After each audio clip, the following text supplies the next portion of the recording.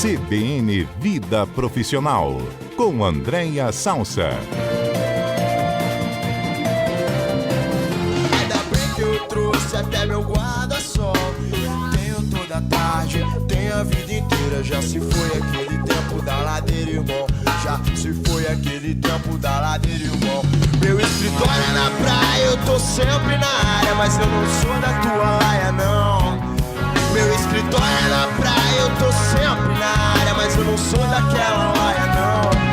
Então, deixe viver, deixe ficar, deixe estar como está.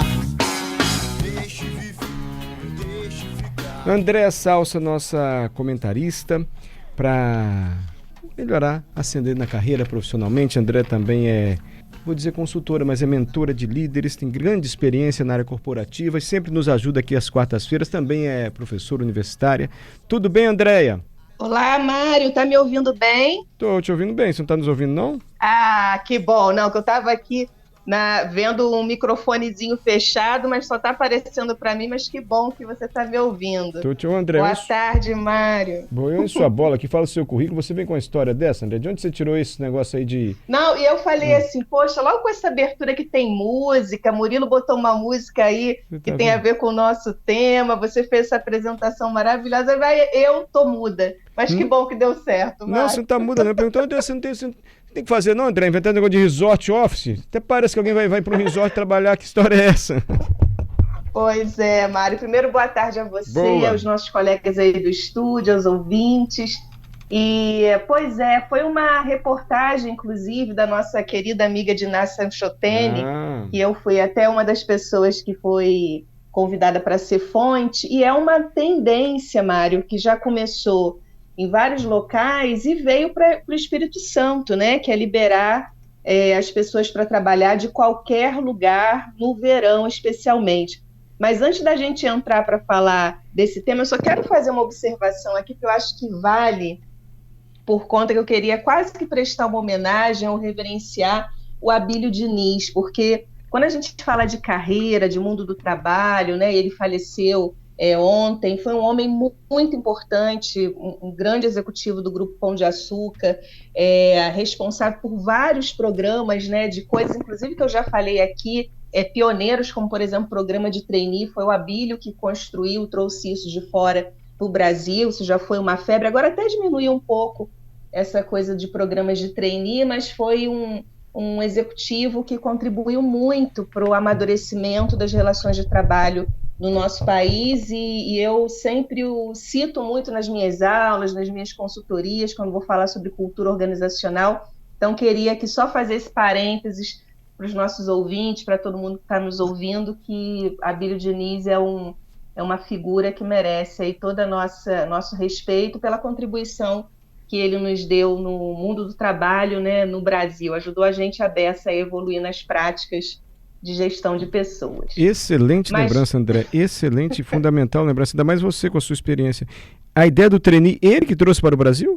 Foi ele, Mário, foi ele. E isso foi muito, muito disseminado, sobretudo na década de 90 e início dos anos 2000, né? Praticamente todas as grandes empresas tinham um programa de trainee. Para quem não está habituado com essa expressão, programas de trainee são aqueles programas onde o profissional já está formado, né, já tem a sua graduação, mas ele é preparado para as organizações para posições mais estratégicas, normalmente em posições de liderança. Então, é como se fosse um estágio, vamos dizer assim, só que para posições mais estratégicas dentro das organizações, né? São processos seletivos muito rígidos, mas que quando a pessoa consegue lá ocupar uma posição de trainee numa grande organização, já é quase que uma garantia de carreira de sucesso. Então, o Abílio Diniz foi o grande pioneiro, e depois várias outras empresas, né, implementaram também. Então, aí só um pequeno detalhe, né, da relevância dessa personalidade para o nosso país, né, e com uma empresa, né, que nasceu aqui com o pai dele, né, a primeira vendinha lá de doces, pão de açúcar, que acabou se transformando nesse império que a gente conhece hoje. Então, aí, de novo, né, a gente merece dar essa pausinha. E para falar de resort office, que provavelmente Abílio Diniz seria um defensor desse movimento, porque tem tudo a ver com modelos de inovação, né? Eu trouxe, na realidade, Mário, esse tema, não necessariamente para propor, né, porque é tão disruptivo, mas para que a gente possa refletir, né, essa coisa do presencial. Eu ainda vejo, a gente sempre fala muito aqui no nosso quadro, empresas insistindo em não flexibilizar e indo muito na contramão do que, né, as empresas mais modernas e a própria força de trabalho tem demandado, que é essa flexibilidade, naturalmente com responsabilidade. Não é um movimento simples, né? Exige do empregador, mas também exige do empregado, mas que é uma tendência muito forte aí no mundo todo, né? Exatamente. Mas que tendência é essa, assim, agora, André, do resort? A gente estava levando aqui de maneira jocosa, na brincadeira, mas o que é que está se propondo exatamente?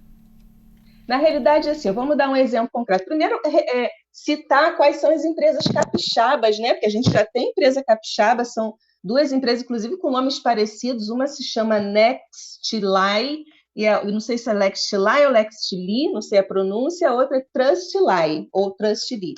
A primeira é a empresa de desenvolvimento de software. Normalmente essas empresas mais disruptivas, né, vêm da área de tecnologia. A outra é uma empresa europeia que trabalha com pagamento global. E o que é isso? É um pouco além do home office tradicional, né? Que, embora as empresas, algumas permitam, essas empresas que assumem o resort office, é assim, Mário, vamos supor que, vou dar um exemplo prático, né? A gente foi aí, acabamos de sair de um carnaval, né? A pessoa viajou, mora aqui em Vitória e viajou para Guarapari, porque tem uma casa lá, ou que se organizou com os amigos e decidiu pular o carnaval lá ou em qualquer outra região. A gente sabe, quando chega a quarta de cinzas, né, o trânsito fica muito difícil quinta e sexta. Então, uma empresa, se esse trabalhador que está lá em Guarapari tivesse numa empresa que assume o resort office, ele poderia tranquilamente trabalhar do resort que ele tivesse, da casa de praia que ele tivesse, na praia, desde que cumprisse, né, a entrega naqueles dias. Isso gera automaticamente um incremento de qualidade de vida, que você imagine o trânsito que esse sujeito vai ter que pegar vindo de Guarapari até de Vitória ou indo para o aeroporto, pegando avião. Então, mais ou menos é isso, Mário. Pouco me importa, as empresas que implementam essa tendência, pouco importa de onde você está, e eu, inclusive, não me importa que você esteja no final de semana ou durante a semana, curtindo com a família em qualquer lugar. O que me interessa realmente é a entrega. É muito sofisticado, é muito complexo, a gente sabe, mas ainda tem empresas, Mário, que se incomodam se você vai fazer uma videochamada, quando liga a tela, atrás a empresa percebe que o funcionário não está num posto de trabalho tradicional, né? Então, é como se fosse isso, essa flexibilidade ao extremo do home office, chegando aí com muita força no exterior, mas também já em terras capixabas. Então, fica aí um alerta, né, para profissionais e, sobretudo, empresários, donos de empresa e líderes, de que vale a pena a gente olhar para essa questão do home office como realmente uma tendência de engajamento e de manutenção e atração, né, da força de trabalho, porque tem umas empresas aí que estão correndo no paralelo com modelos bem interessantes, Mário. E por que não, André? Acho que a pergunta seria essa, por que não? Se a eficiência é maior, se a tecnologia hoje permite isso, né? Se o trabalho não exige a presença física, no meu caso tem que estar aqui, porque o estúdio está aqui, enfim, a rádio também, mas em outras profissões.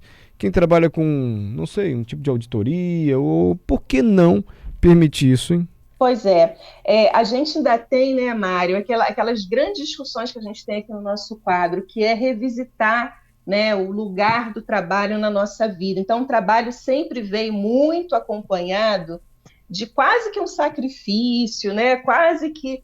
E as pessoas comemoram quando chega sexta-feira, porque vai ter o sábado e o domingo, porque ainda tem uma conexão com algo que não é tão prazeroso. Tanto é que quando sai de férias, ou tem sábado, domingo ou feriado, as pessoas super comemoram. Então, o resort office é como se fosse você no seu bem-estar, só que trabalhando, produzindo e gerando. Então, a gente está falando aqui, Mário, de mudança de modelo mental mesmo. Por isso que eu digo que não é simples, né? Não é aquela grande frase do autor que eu já citei aqui, que ele fala que o maior mal do século é a gente querer ter soluções simples para problemas complexos. A gente está diante de um problema complexo, mas me parece que tem uma necessidade de revisitar a centralidade do trabalho na vida das pessoas, né?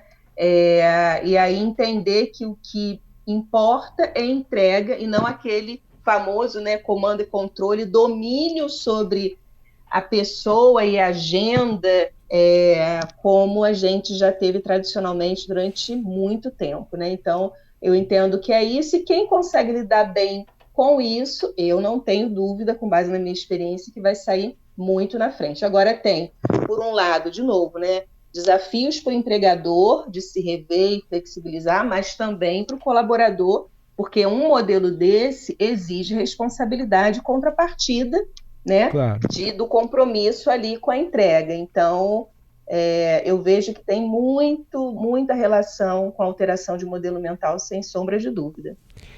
Mudou o modelo mental porque a tecnologia favorece isso. Pode ser melhor para os dois lados. Claro, mediante a entrega que a André acabou de explicar para a gente. André, muito obrigado. E obrigado também pela lembrança aí do legado deixado pelo Abílio Diniz. Obrigado mesmo, viu? Só você, hein? Até semana que vem, Mário. Temos que, né, reconhecer os nossos brasileiros. A gente sempre fala tanto de pessoas que são, e que realmente são renomadas fora do nosso país, mas a gente tem que lembrar de quem nos ajudou, né, a nossa história, o nosso país, que ainda é tão jovem, né, mas com tanta gente interessante. Então, eu achei que era justo, né, e que tinha conexão aqui com o nosso quadro. No velório dele, o Luciano Huck foi, o Felipe Massa, enfim, muita gente no velório do Abílio Diniz. O Luciano Huck disse que foi uma pessoa que soube viver, né, uma luz a ser seguida, inspiradora. A vida do Abílio Diniz é o que afirmou o apresentador e o Luciano Huck, também empresário. Obrigado, Andréia. Isso aí. Até semana que vem, Mário. Um beijo em todos.